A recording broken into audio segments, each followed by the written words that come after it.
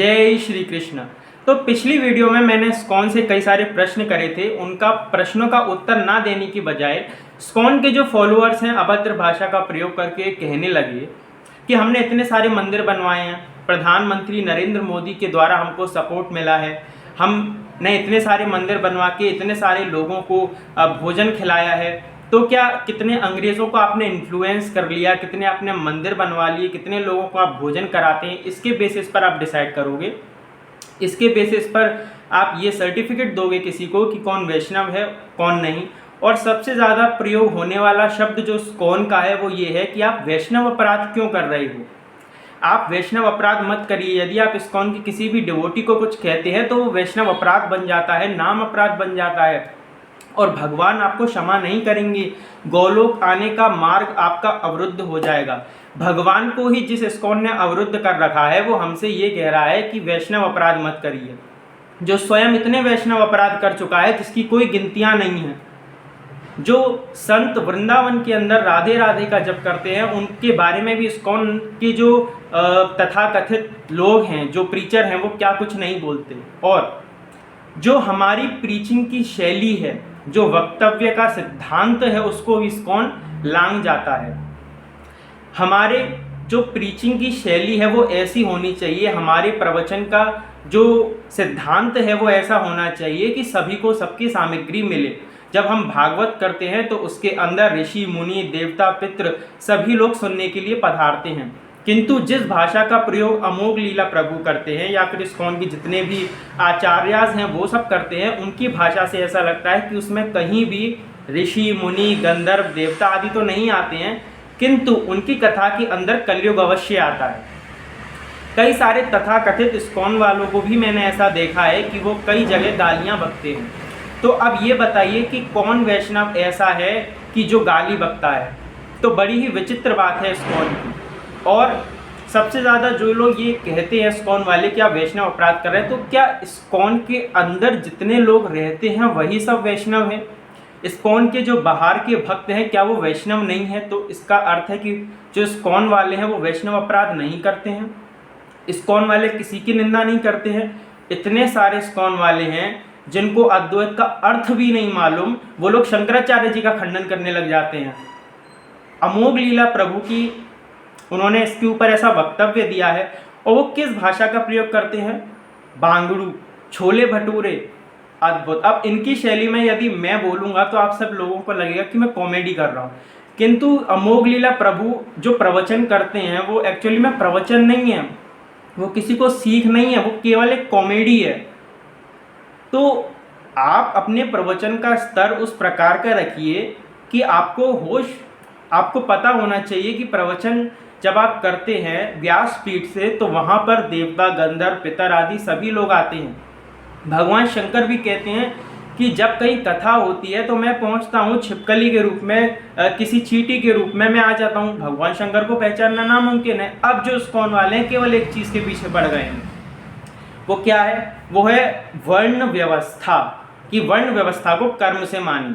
ठीक है, जब आप वर्ण व्यवस्था को कर्म से मानेंगे तो इसमें नुकसान केवल और केवल देश का ही है, सनातन धर्म गड्ढे में जाएगा। क्यों? क्योंकि जब वर्ण व्यवस्था को कर्म से मान लिया जाएगा तो आप सबसे पहले ये बताइए कि वर्ण व्यवस्था को कर्म के मानने के बाद आप विवाह किस बेसिस पर करेंगे?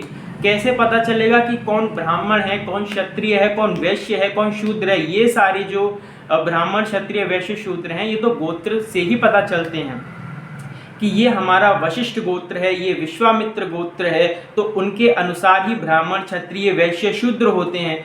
किंतु जब गोत्र ही आप लुप्त कर देंगे, पिंडों की क्रिया लुप्त कर देंगे, तो ये किस प्रकार से पता चलेगा?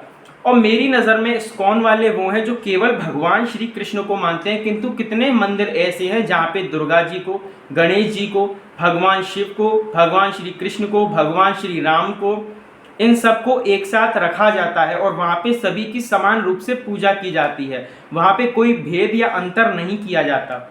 अब जब और डीपली में जाते हैं तो इस्कॉन वाले के पास कोई उत्तर नहीं होता, तो इनका बस एक ही जवाब होता है, वैष्णव अपराध। या फिर इनका एक ही उत्तर होता है कि आप हरे कृष्ण मंत्र का जाप करिए।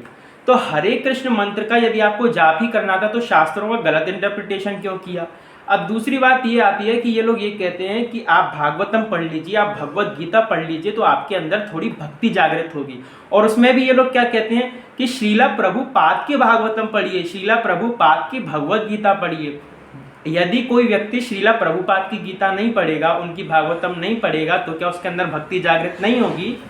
तो इस्कॉन वालों, इस बात का ज़रा ध्यान रखें कि हम कह क्या रहे हैं, किस बात का आप संदर्भ दे रहे हैं। क्या श्रीला प्रभुपाद के अलावा कोई और संत हुआ ही नहीं?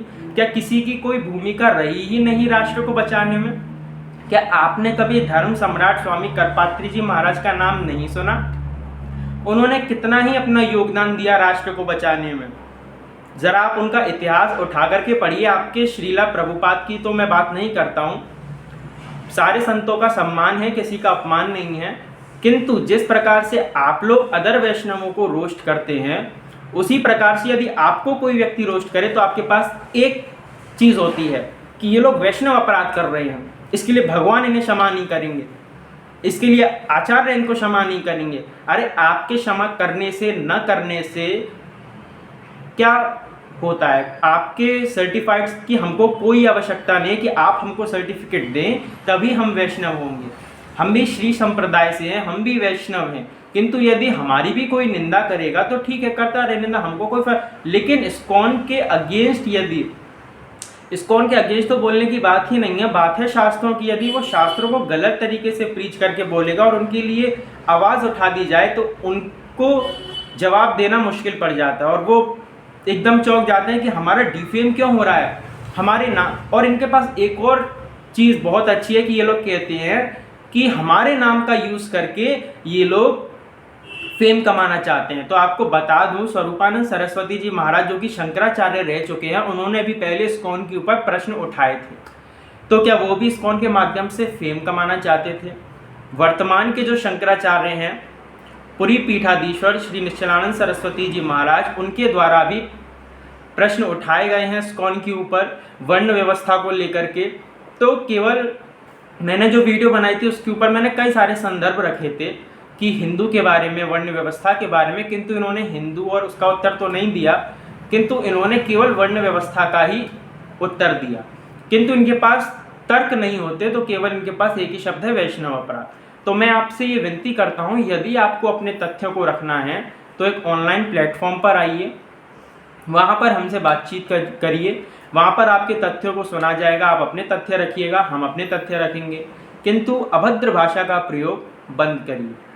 ये आप जो इस्कॉन के फॉलोअर्स हैं और उसको बचाने के लिए आप जो कहते हैं अभद्र भाषा का प्रयोग करते हैं, आप करते रहिए, हमको कोई फ़र्क नहीं पड़ता। हमने आपकी तरह अभद्र भाषा नहीं सीखी है, ना ही हमारे गुरुजनों ने हमको सिखाया है। किंतु वैष्णवों की भी मर्यादा है। यदि वैष्णव ये अभद्र भाषा का प्रयोग किसी के प्रति करता है तो आप शास्त्रों का अवलोकन ज़रा करिए, उसके अंदर लिखा हुआ है कि वो व्यक्ति स्वयं ही नीच होता है। इसीलिए हम आपको गाली नहीं देते, हम इन सब बातों का प्रयोग नहीं करते, किंतु हमने केवल प्रश्न उठाए हैं, आप उन प्रश्नों का उत्तर दीजिए। और यदि आपके पास प्रश्नों के उत्तर नहीं है तो आप मौन हो जाइए, आप एक्सेप्ट कर लीजिए। किंतु इस बात पर कि आप बहुत सारा भोजन सभी को बांटते हैं, कई सारे अंग्रेज़ों को आपने इन्फ्लुएंस कर लिया, तो अंग्रेज़ों को इन्फ्लुएंस करने से आप महान नहीं हो जाएंगे। जगह जगह मंदिर बनवाने से आप महान नहीं हो जाएंगे। जगह जगह मंदिर बनवाना, उसमें श्रीला प्रभुपाद जी की मूर्ति रखवाना, ये सब करवाने से आप महान नहीं बन जाएंगे। भारत के अंदर और भी संत हैं, उनका भी सम्मान कीजिए, आप अपने गुरुदेव का सम्मान कीजिए, श्रीला प्रभुपाद जी का, उसमें कोई मनाही नहीं है। किंतु आपको ये ध्यान रखना चाहिए कि हमको किसी भी संत का अनादर नहीं करना चाहिए। जिस प्रकार से इस्कॉन वाले शंकराचार्य जी का अनादर करते हैं, जिस प्रकार से वृंदावन के बाकी साधु संतों का अपमान करते हैं। अमोघ लीला प्रभु के द्वारा कई सारी वीडियोज़ ऐसी हैं जो यूट्यूब पर पड़ी हुई हैं, उनके द्वारा स्वयं बोला गया है। तो उन सारी चीज़ों को ज़रा ध्यान में रखिए। और इसी के साथ जो इस्कॉन वाले हैं, यदि आप वर्ण व्यवस्था को कर्म से मानते हैं तो आपके जो इस्कॉन के अंदर जो इंटरकास्ट मैरिज हो रही है, ज़रा ये भी बता दीजिए कि वर्ण संकरता का अर्थ क्या होता है। क्या आपको वर्ण संकरता का अर्थ नहीं मालूम? यदि नहीं मालूम है तो शास्त्र को और डीपली से पढ़िए, केवल हरे कृष्णा मत करिए।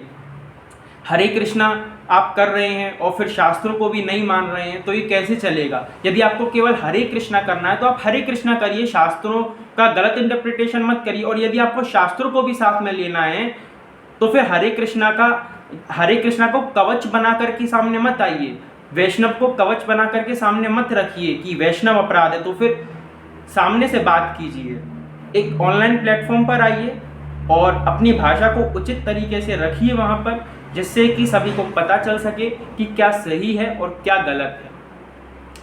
तो बाकी आचार्यों का जो आप खंडन करें, और आपके यहाँ तो केवल श्रील प्रभुपाद की ही बात होती है, वहाँ पर तो किसी और भक्त के ऊपर मेरे ख्याल से वहाँ पर ना तो मीराबाई जी के ऊपर कोई भक्त ना डांस करता होगा, ना फिर तो तुलसीदास जी के नाम के ऊपर कोई भक्त की जय तुलसीदास महाराज, जय तुलसीदास महाराज, जय मीराबाई जी, ना, केवल जय श्रीला प्रभुपाद, जय श्रीला प्रभुपाद। तो आचार्यों के ऊपर आप, आचार्यों के नाम के ऊपर आप नृत्य कर रहे हैं, तो ये कहाँ शास्त्र सम्मत है। मीराबाई ने भगवान के नाम के ऊपर नृत्य किया था। आप भगवान के नाम के ऊपर नृत्य करते हैं, अच्छी बात है, किंतु आचार्य के नाम के ऊपर नृत्य कौन सा शास्त्र में लिखा हुआ है कि मीराबाई ने तो भगवान के नाम के ऊपर नृत्य किया। तो मीराबाई के जो फॉलोअर्स हैं वो तो कभी मीराबाई के नाम के ऊपर नृत्य नहीं करते हैं, वो तो केवल मीराबाई को अपना आदर्श मानते हैं, और जो उन्होंने तथ्य भगवान के बारे में उद्भाषित किए हैं, उनकी जो पंक्तियाँ, उनकी जो कविताएं हैं, उनको पढ़ते हैं, उनसे प्रेरित होते हैं और भगवान श्री कृष्ण को अपना सखा मानते हैं, अपना गुरु मानते हैं, अपना भाई मानते हैं, उनके साथ एक संबंध बनाते हैं। तो आप किस बेसिस पर जगह जगह जा करके श्रीला प्रभुपाद के नाम का उच्चारण करवा के लोगों से आप उनको गर्त में गिरा रहे हैं। संतों का नाम लेना अच्छी बात है, संतों के दर्शन करना अच्छी बात है, किंतु अपनी सीमा का अतिक्रमण करना, अतिरेक करना, ये कदापि उचित नहीं है। इसीलिए अपनी सीमा का अतिक्रमण ना करें, उसका अतिरेक ना करें, और सत्ता लोलुपता दुर्दर्शिता की आप चपेट में हैं, उससे आप मुक्त होइए। इस सत्ता लोलुपता दुर्दशा की चपेट में आप मत आइए। मेरी आपसे यही विनती है कि आप आचार्यों के नाम का गलत उपयोग मत कीजिए और शास्त्रों का गलत इंटरप्रिटेशन मत कीजिए, लोगों को मत भटकाइए। इंटरकास्ट मैरिज इस्कॉन संस्था के माध्यम से बहुत ज़्यादा हो रही है। जो लोग ये कह रहे हैं कि इस्कॉन बहुत ज़्यादा फेमस हो रहा है, बहुत ज़्यादा फेमस हो रहा है, लोगों को चिढ़ हो रही है, लोगों को चिढ़ नहीं हो रही है। लोग नरक के अंदर जा रहे हैं उस इंटरकास्ट मैरिज को करके। वर्ण संकरता लोगों के अंदर फैल रही है। जब वर्ण संकरता नहीं रुकेगी तो क्या देश की गति होगी, ये सोचना चाहिए। और भगवान कल्कि का जो अवतार होगा वो भी तो ब्राह्मण कुल के अंदर ही होगा ना, और जो ब्राह्मण शेष रह जाएगा वर्ण संकरता से, इंटरकास्ट मैरिज से, उसी के यहाँ पर तो भगवान कल्कि का अवतार होगा। तो इस बार इन बातों को, इन तथ्यों को स्वीकार कीजिए। और इसी के साथ मैं अपनी वाणी को विराम देता हूँ, और इन पर एक बार विचार अवश्य कीजिएगा। और जो भी इस्कॉन के फॉलोअर्स हैं उनको यदि कमेंट करना हो तो आपके लिए कमेंट सेक्शन खुला हुआ है, आप जो चाहें वो लिख सकते हैं। और वर्ण व्यवस्था के ऊपर ही उन्होंने कई सारे प्रश्न उठाए। कमेंट सेक्शन के अंदर उन्होंने कई अभद्र भाषा का उपयोग किया, तो इससे पता चलता है कि आप कितने बड़े वैष्णव हैं। और कई सारे इस्कॉन के लोग तो गालियाँ भी बकते, मैंने ऐसा सुना है और देखा भी है। तो आप बहुत अच्छे वैष्णव हैं, सिद्ध हो जाता है। अब दूसरी बात यह कि कमेंट सेक्शन के अंदर एक व्यक्ति का मेरे पास प्रश्न आया कि आपने ज़ीरो रिसर्च करी है, और यदि आप मेरे कमेंट को पढ़ रहे हैं तो इसका रिप्लाई अवश्य करिए। और यदि आपने इस कमेंट को, देखो ये इग्नोर कर रहा है, इसीलिए इसने मेरे कमेंट का रिप्लाई नहीं किया। तो इस प्रकार से उन्होंने कमेंट सेक्शन में लिखा था।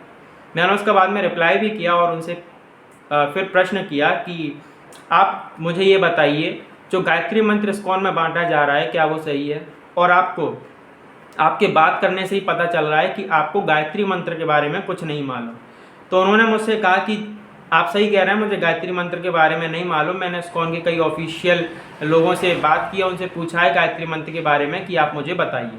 तो जब आपको नॉलेज नहीं है, जब आपको ज्ञान नहीं है, तो आप क्यों बीच में बोल रहे हैं और फिर आप कह रहे हैं कि आपने ज़ीरो रिसर्च करी है? हमारी रिसर्च पूरी है, आप अपनी रिसर्च करिए। दूसरी बात ये कि इस्कॉन वाले अपनी बात को छुपाने के लिए कहते हैं कि आप वैष्णव अपराध कर रहे हैं। आप वैष्णव अपराध मत करिए, आपको पाप लगेगा, आचार्य आपको माफ़ नहीं करेंगे, भगवान आपको माफ़ नहीं करेंगे, तो ऐसा अपराध मत करिए। तो क्या मैं उनसे ये प्रश्न पूछ सकता हूँ कि इस्कॉन के अंदर जो लोग हैं क्या वही वैष्णव है, इस्कॉन के बाहर वाले लोग वैष्णव नहीं हैं। यदि इस्कॉन के लोग किसी बाहर वाले व्यक्ति का अपमान करते हैं, उनको ये नहीं मालूम कि वो व्यक्ति वैष्णव है या नहीं है, और वो अपमान कर देते हैं, इसका अर्थ कि वो व्यक्ति वैष्णव नहीं, क्योंकि इस्कॉन वाले अपमान कर रहे हैं। क्योंकि भगवान कृष्ण की जो कृपा है वो केवल इस्कॉन के ऊपर बरसती है, एक चमत्कार है, क्योंकि उन्होंने कई सारे मंदिर बनवाए, अंग्रेज़ों को इन्फ्लुएंस किया। तो क्या अंग्रेज़ों को इन्फ्लुएंस करने से सर्टिफिकेट मिलता है कि आप वैष्णव हैं? दूसरा प्रश्न ये कि एक व्यक्ति ने प्रश्न उठाया, प्रधानमंत्री नरेंद्र मोदी जी हमको सपोर्ट करते हैं। तो प्रधानमंत्री नरेंद्र मोदी जी आपको सपोर्ट करते हैं, अच्छी बात है। कोई भी राजनेता हो, उनकी अवधि 5 साल तक होती है, फिर उनके बाद उनकी अवधि दोबारा चूज़ की जाती है। तो क्या वहाँ से आपको किसी राजनेता से सर्टिफिकेट लेने की आवश्यकता है कि आप एक वैष्णव हैं? कोई भी राजनेता हो, क्या अब राजनेताओं से सर्टिफिकेट लेने की आवश्यकता पड़ेगी कि ये वैष्णव हैं अथवा नहीं? प्रधानमंत्री नरेंद्र मोदी जी ने आपको कोई सर्टिफिकेट दिया है जिससे सिद्ध हो सके कि आप वैष्णव हैं? उन्होंने आपकी तारीफ़ की है, इसीलिए आपको ऐसा लगता है कि नरेंद्र मोदी जी ने हमारी तारीफ़ की है इसलिए हम वैष्णव हैं? उन्होंने आपके कार्य को देखते हुए आपकी तारीफ़ की है, उन्होंने आपके कार्य की जाँच नहीं की है। इसीलिए जो वर्ण व्यवस्था आपने बताई, और आप सबसे पहले जो ये बात कर देते हैं कि हम इतने भोजन कराते हैं लोगों को, हम इतनी थालियाँ बांटते हैं, और हम इतने मंदिर बनवाते हैं, आपके अंदर हिम्मत हो तो आप मंदिर बनवा के दिखाइए। तो हम लुटेरे तो नहीं हैं, हमारी आदत नहीं है कि हम किसी से दान मांगें, हैं। और रही बात मंदिर बनवाने की, तो पैसों का इंतज़ाम आप कर दीजिए, मंदिर हम आपको बनवा के दे देंगे। किंतु उस मंदिर के अंदर अंतर इतना होगा कि सभी देवी देवताओं का विग्रह होगा, और उसमें श्रीला प्रभुपाद जी की मूर्ति भी नहीं होगी। उस मंदिर में डिफरेंस इतना होगा। इस वीडियो को आगे तक शेयर कीजिए और फॉलो करना ना भूलें। चैनल को सब्सक्राइब अवश्य करें। जय श्री कृष्ण।